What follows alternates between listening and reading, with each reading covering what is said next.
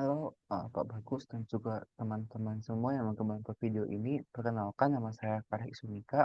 Dengan info 35 22051 akan menjelaskan mengenai pengembangan sistem biohydrogen, fuel cell, electric storage untuk kawasan urban. Nah, kita masalah membahas mengenai pertama dulu ada masalah dari kawasan urban, bahwa kawasan urban atau kawasan perkotaan itu adalah pusat pertumbuhan ekonomi dari satu negara. Nah, tapi itu karena ekonomi semua terpusat di beberapa kawasan perkotaan, maka permintaan energi juga sangat tinggi. Nah, menurut EIA itu secara global, uh, perkotaan itu berkontribusi kurang lebih 75% dari total konsumsi energi dari negara tersebut. Dan dari polusi itu berkontribusi 72% dari total emisi gas rumah kaca. Nah, angka ini juga akan terus berkembang setiap harinya seiring dengan semakin bertumbuhnya suatu negara. Jadi kita lihat di gambar itu adalah ini rata-rata konsentrasi dari CO2 yang ada di Indonesia. Ini kan ya daerah perkotaan dan juga tuh kalau yang sana tuh karena dekat daerah pabrik sekolah. Nah, selain mengenai soal konsumsi energi dengan emisi gas rumah kaca, satu permasalahan terbesar juga dari perkotaan adalah limbah pangan, limbah sisa makanan, makanan terbuang, dan sebagainya. Dan menurut riset bahwa diketahui ada 433 juta ton makanan yang menjadi limbah setiap tahunnya secara global gitu. Dan kawasan urban tuh dari 433 juta ini dia tuh kawasan urban sendiri berkontribusi lebih dari 60% dari total limbah pangan dunia. Nah, hal ini diakibatkan karena urbanisasi, karena daerah perkotaan semakin bergantung pada supply chain.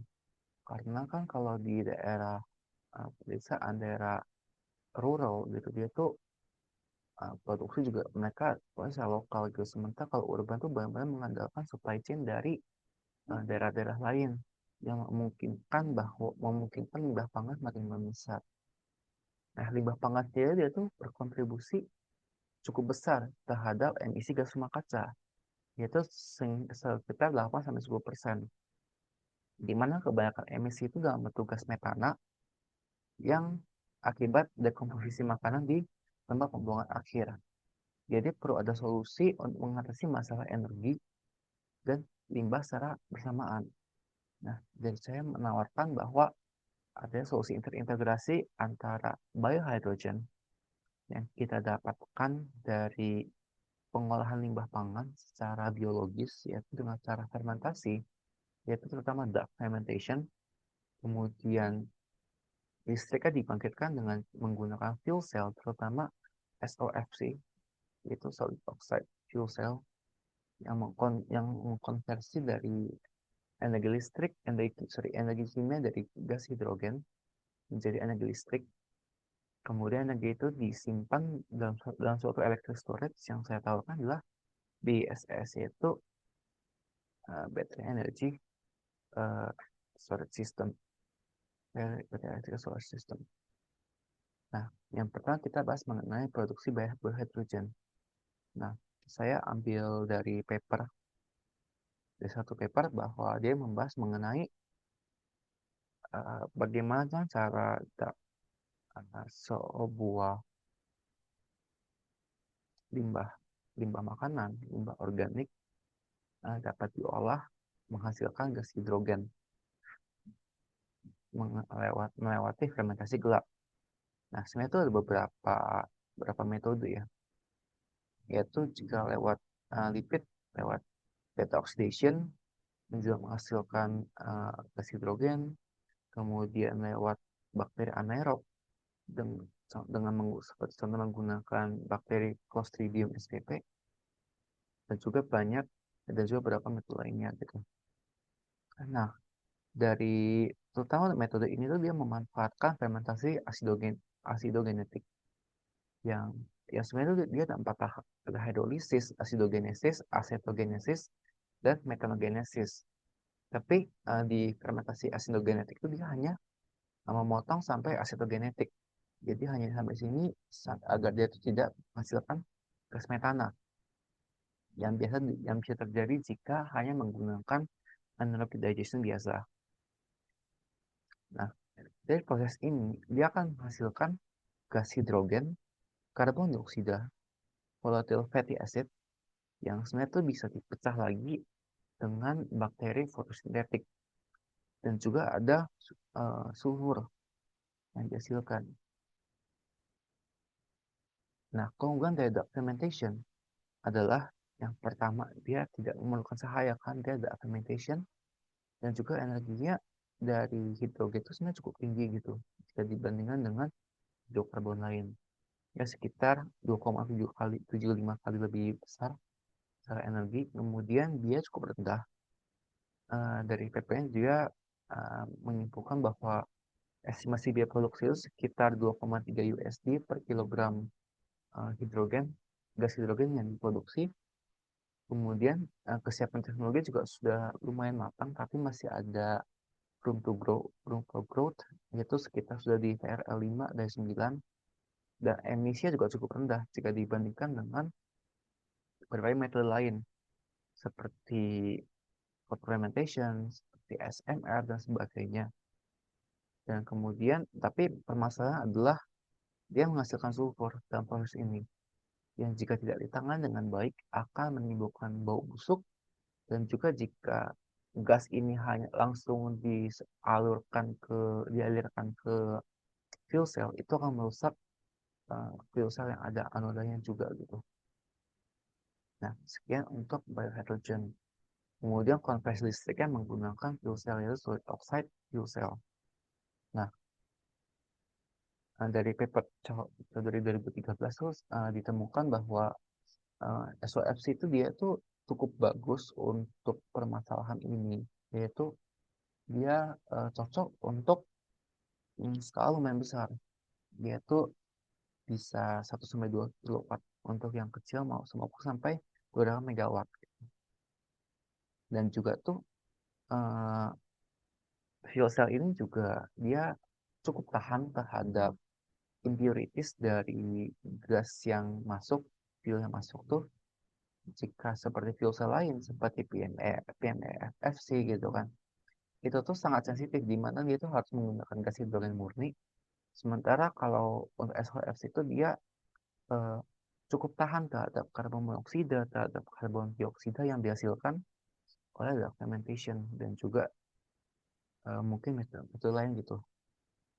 Dan juga tuh dengan cogeneration yaitu dengan SOFC ditambah CHP yaitu di mana hasil gas buangan dari SOFC itu dimanfaatkan kembali untuk penggunaan energinya, maka efisiensinya juga bisa cukup tinggi, yaitu sekitar 80%. Karena SOFC sendiri itu dia tuh menggunakan suhu yang cukup tinggi, yaitu di atas 600 derajat Celcius, maka ya maka energi yang dihasilkan apa tuh panas yang dihasilkan juga panas berbatas tinggi bisa dipakai. Dan setelah uh, listrik itu dihasilkan, maka ekses dari listrik itu juga bisa disimpan dalam BESS, itu Battery Energy Storage System. Nah, ini tuh uh, karena kan kebutuhan di urban itu sangat fluktuatif energinya. Bisa untuk saat nanti perkantoran gitu bahwa kebutuhan listrik, kebutuhan AC saat siang hari itu mungkin sangat tinggi dibandingkan dengan di malam hari, di mana kebutuhan AC tidak sebesar itu, terutama di daerah perkantoran gitu. Maka sementara kan output dari SOFC kan juga lumayan stabil kan, bisa bilang cukup stabil. Jadi excess energi itu dapat disimpan dalam baterai. Nah, karena ini dipasang di daerah urban, daerah yang banyak yang banyak penduduk dan juga lumayan padat, maka baterai yang disarankan adalah menggunakan baterai lithium berbasis lithium iron phosphate atau LFP. Karena LFP ini juga satu baterai lithium yang lumayan ramah lingkungan dan juga tuh memiliki life cycle yang juga panjang dan juga ketahanannya cukup tinggi gitu terhadap ledakan dan sebagainya gitu. Nah, untuk alur proses implementasinya tuh yang pertama kita melakukan pengumpulan, yaitu kita mengambil sampah-sampah limbah-limbah pangan, sisa-sisa makanan dari rumah tangga, dari industri, dari restoran, dan juga eh, dari lokasi-lokasi yang menghasilkan limbah pangan. Kemudian limbah itu di-pulping dan dimasukkan ke bioreaktor untuk melakukan gas fermentation. Kemudian gas fermentation itu dilakukan eh, pemurnian dengan menghilangkan komponen sulfur dengan melakukan adsorption batch dari besi oksida. Bisa menggunakan apa tuh besi oksida biasa gitu yang kalau misalnya sudah cukup uh, dan besi oksida juga bisa di regenerate dengan memaparkan ke oksigen bebas. Lalu setelah memurnikan, nah gas hidrogen ini tuh kita konversi menjadi listrik dengan FDSOFC, kemudian simpan di BSS, lalu disalurkan ke grid PLN menurut uh, regulasi yang ada. Berbicara soal regulasi, saya menemukan bahwa kurang lebih ada tiga regulasi yang cukup mengikat terkait implementasi sistem. Yang pertama, ada Undang-Undang nomor 30 tahun 2009, yaitu Undang-Undang Ketenagalistrikan. Ini berbicara bahwa negara itu sudah menyediakan izin usaha untuk swasta untuk menjadi penjual listrik di satu daerah. Tapi daerah tersebut itu tidak boleh, tidak masih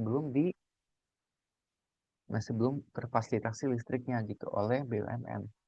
Nah, sementara daerah urban, daerah perkotaan kan bisa bilang cukup relatif sudah bagus untuk infrastruktur listriknya. Jadi dari kita sendiri itu tidak bisa lagi untuk menjual listrik langsung ke masyarakat. Maka penjualan listrik itu harus dilakukan melalui PLN sebagai pemegang izin usaha. Jadi dari sistem ini akan memproduksi listrik yang kemudian dijual ke PLN.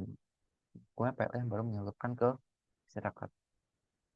Kemudian ada Undang-Undang nomor 32 tahun 2009 dan PP nomor 21 tahun 2021 ini berbicara soal eh, lingkungan dan juga tuh tentang pembangunan dari si pembangkit listrik tersebut gitu. Bahwa dari UU nomor 32 itu mewajibkan bahwa diadakan adanya AMDAL, yaitu ada analisis mengenai dampak lingkungan di daerah sekitar pembangunan pembangkit listrik. Lalu ada penyesuaian dalam penataan ruang gitu, bahwa ya tantangannya tuh ya nggak boleh bangun di daerah pemukiman yang memang kayak diusulkan untuk perumahan dan sebagainya gitu.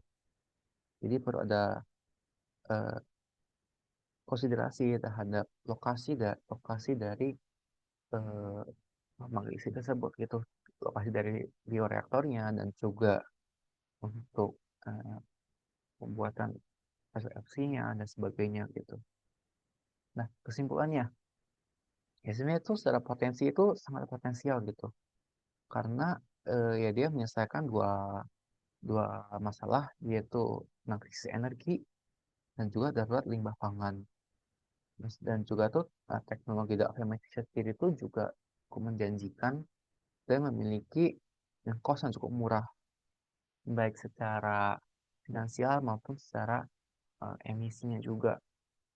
Walaupun tantangannya itu adalah karena dibangun di daerah urban, maka regulasinya bakal cukup ketat dan pemain lokasi juga akan cukup sedikit gitu untuk pilihannya. Tapi jika berhasil untuk diatasi, maka keuntungan juga cukup besar gitu, baik secara finansial maupun dalam lingkungan juga gitu. Jadi kota lebih bersih karena energi juga lebih banyak diambil uh, dari yang terbarukan, dari sumber terbarukan. Oke, sekian presentasi saya, terima kasih.